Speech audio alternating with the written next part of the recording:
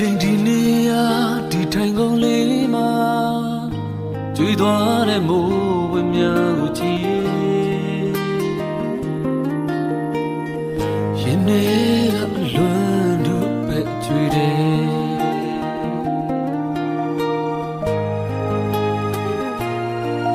ဟိုချိန်ဒီနေရာဒီထိုင်ကုန်လေးမှာ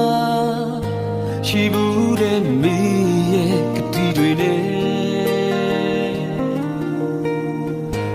ဆိုတဲ့နန်းတို့လွေပြေပြီ